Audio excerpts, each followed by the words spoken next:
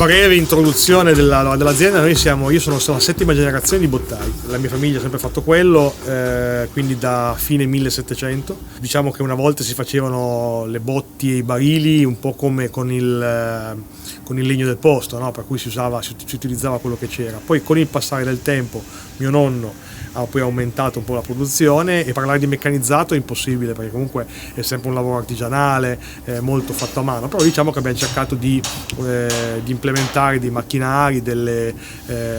una serie di lavorazioni che sono state sicuramente migliorate, anche se la filosofia di base rimane quella che abbiamo sempre avuto nell'arco degli anni. Partendo dalla stagionatura abbiamo 3 depositi di legname, quello dove siamo qua è quello più grande, quindi rimane il legno all'aperto sotto tutti gli agenti atmosferici, vento, pioggia, neve,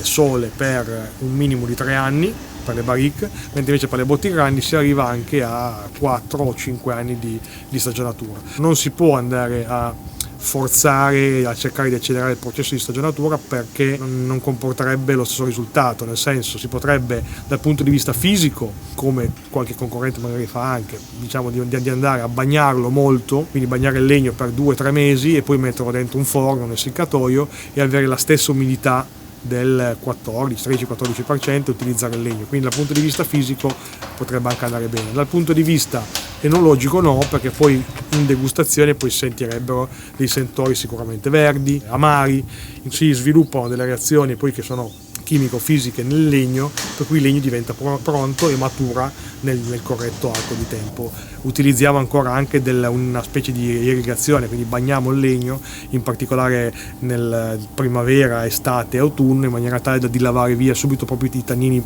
un po' più amari, e questo è importante perché poi quando poi ci sarà poi in degustazione c'è poi un risultato sicuramente più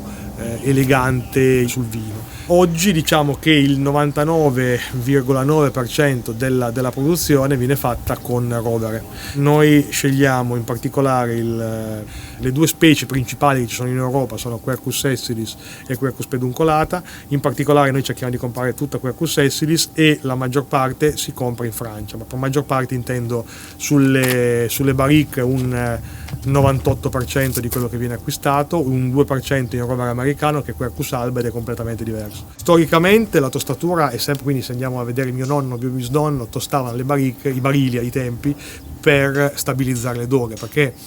a volte mi capita di avere anche oggi dei produttori che mi dicono: io vorrei avere una barrique completamente non tostata. Quello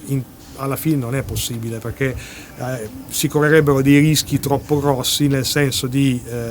non avere una doga completamente stabile. La tostatura storicamente, dicevo, serviva per andare a stabilizzare la doga, quindi una volta che si è fatta la piegatura venivano lasciate ancora tostare per un po' perché la doga fosse ferma. Se non si tostasse completamente, il rischio è quello che quando parte da qui è perfetta, arriva in cantina, la cantina normalmente sono umide, il legno aumenta e si spacca nel mezzo. Abbiamo visto con le tostature negli ultimi 20 anni, diciamo così, se partiamo dal non tostato, che può essere fatto per le botti grandi piegandole con l'acqua calda, abbiamo più tannino non degradato dal fuoco, e quindi alla fine per conseguenza nessuna influenza tostata e più frutto del vino. Se cominciamo ad andare a tostare leggero, si cominceranno ad avere tutta una serie di sentori più speziati, e quindi lo sviluppo di sostanze come potrebbero essere l'eugenoloi, che sono i chiodi di garofano, quindi la spezia. Se io continuo ad andare avanti a tostare, arrivo alla tostatura media, comincio a perdere quello, degrado un po' di tannini e comincerò ad avere vaniglia. Continuando ad andare avanti si arriverà ad avere poi qualche sentore ancora anche sempre più dolce, quindi magari potrebbe essere caramello, quindi questi sentori un po' più dolci, per arrivare poi al cioccolato, caffè con la tostatura forte, fino ad arrivare, se uno esagerasse, ma non è il nostro interesse, arrivare poi anche all'affumicato,